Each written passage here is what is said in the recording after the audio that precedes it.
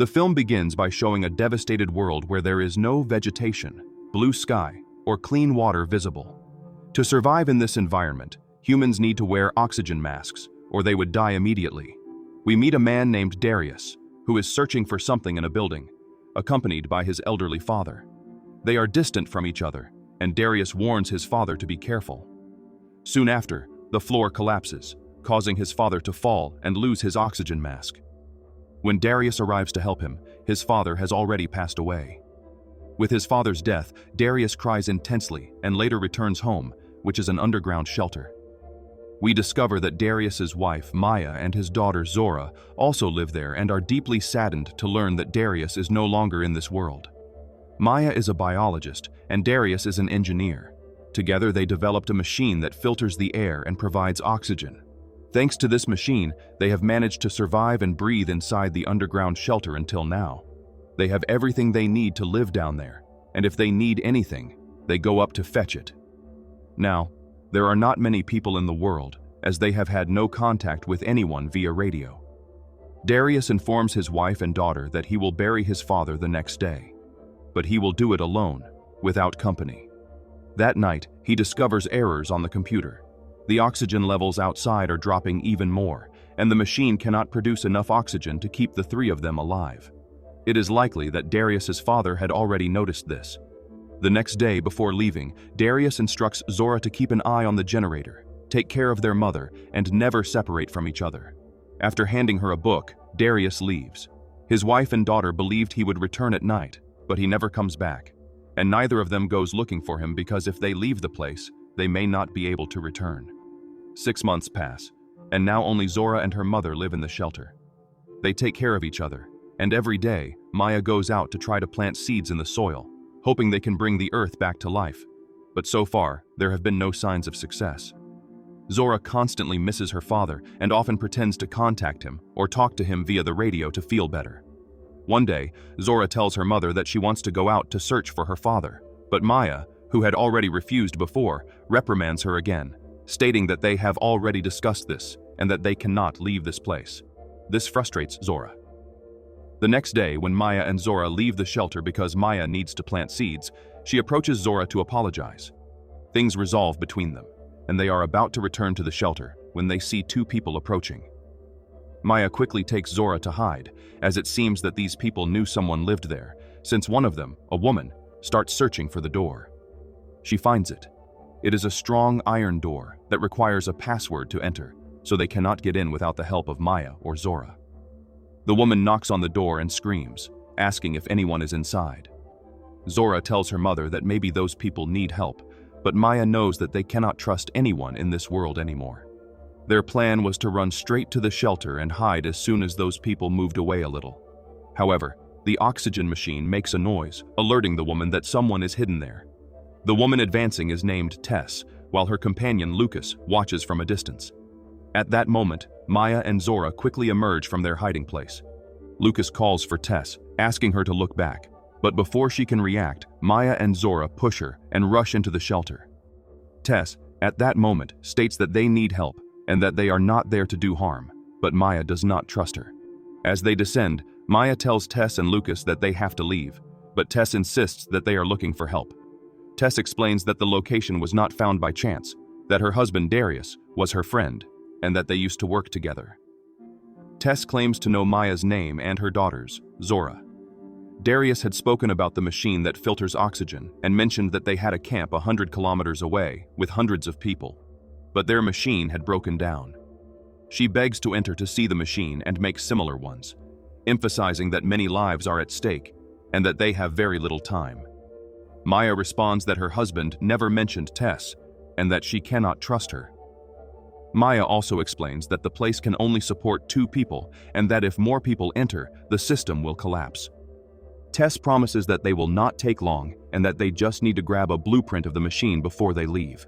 Despite this, Maya refuses to help and asks them to go away, but Lucas refuses to leave.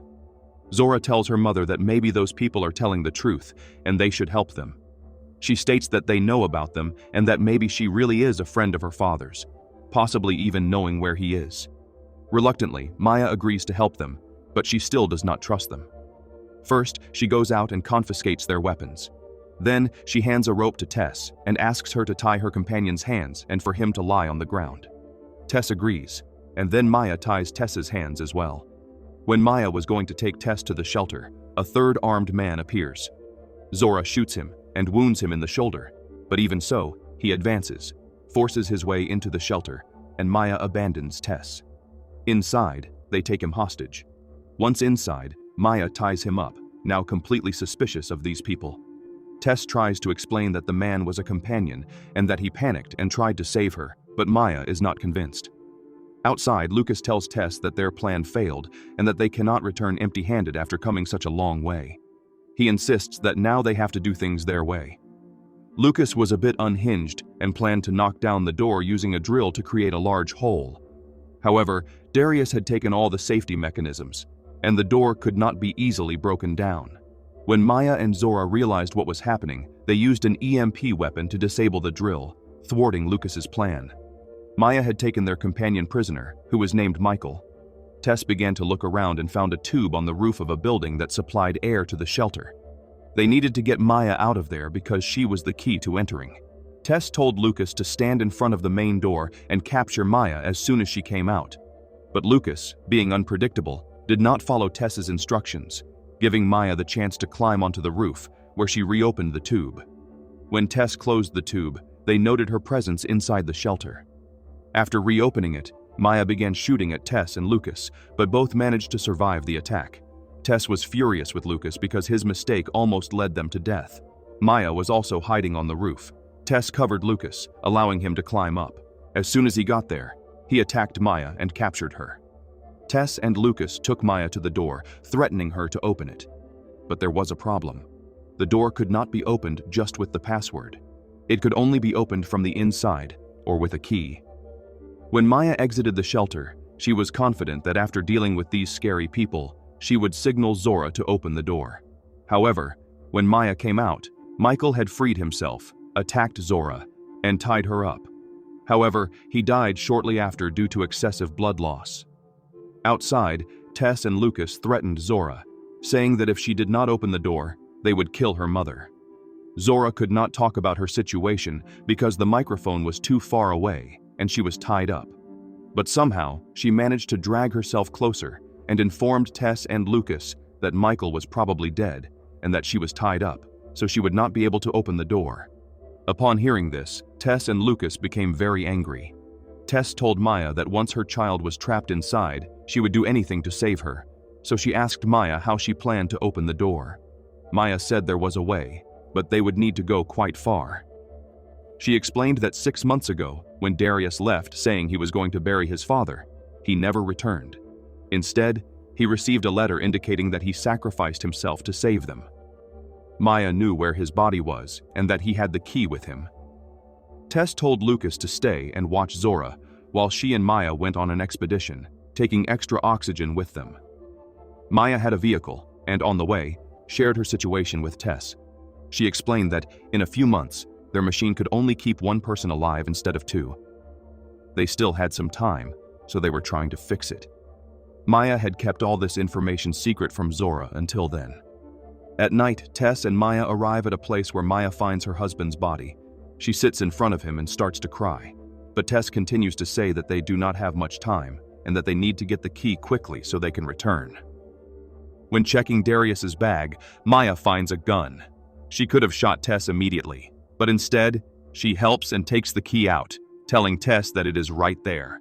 Tess is very happy to see it, but then the car they came in suddenly shuts off.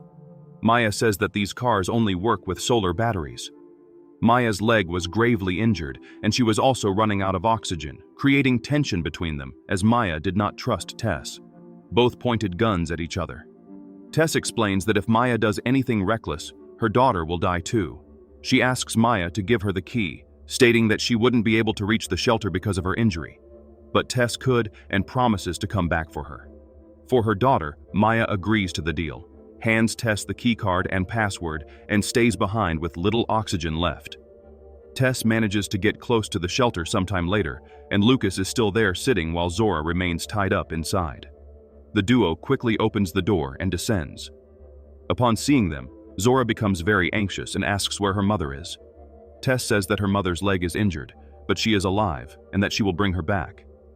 Zora then asks how Tess got the key from her father. Tess did not want to tell that her father died 6 months ago, but she had to. Zora is deeply saddened to hear this. Lucas is only focused on the machine and tells Tess to open it quickly. Tess states that she needs to go back and save Zora's mother, as promised, but Lucas does not care about that. He threatens that if Tess does not bring the blueprints for the machine, he will kill Zora. Tess tries to calm him down, but when she opens the machine, she says she cannot do it and reveals the truth. She does not know Zora's father. She only listened to their conversations on the radio and collected all the information from there. She believed the machine would not be that complex. She insists they need to bring Zora's mother because she can help. Upon hearing this, Lucas becomes extremely angry, feeling that Tess has deceived him and made him do all this. Tess asserts that the machine can only keep 2 people alive. Upon hearing this, Lucas immediately kills Tess. Seeing this, Zora becomes very scared, as she is now trapped with this lunatic, and Lucas could kill her as soon as he learns to operate that place, as he only wanted to live in the colony that Tess mentioned. Whether it exists or not remains a mystery. The next day, Lucas removes the bodies of Michael and Tess from the shelter, and in the meantime, Maya is still alive. The car worked on solar energy, so she quickly gets into the car and returns home. First, she seals the air filtration tube so that the people who took possession of the place, namely Tess and Lucas, cannot enter. However, Maya does not know that Tess is dead. As soon as there is a system failure below, Lucas panics because he does not know what is happening and cannot fix the failure. He asks Zora what is happening, and she says that failures frequently occur on the solar panels but can be fixed. Lucas tells her to go out, where Zora finds her mother, and now both need to recover their place after fixing the system. When Zora tries to go back, Lucas does not let her in, so mother and daughter close the filtration again. As soon as Lucas leaves, Maya immediately shoots him, which does not kill him, but injures him. Both run toward the door, but Lucas also appears armed. The system was completely down, and Maya warns him that if he fires, it will cause a fire because there was gas in the air. He does not believe it and fires, resulting in his own death. This place is no longer habitable as everything has been destroyed. The last hope was the colony Tess mentioned. Therefore, with the remaining oxygen, they travel almost 100% of the way and reach a subway line. Later, they lose consciousness, but when they wake up, they find they have been rescued. Some humans are still alive. In fact, the colony existed, and a few days later, Maya and Zora joined forces to rebuild the machines they had before. The sprouts began to grow, giving them hope to revive the Earth, although this may not happen quickly. However, Maya and Zora demonstrate hope for a prosperous future.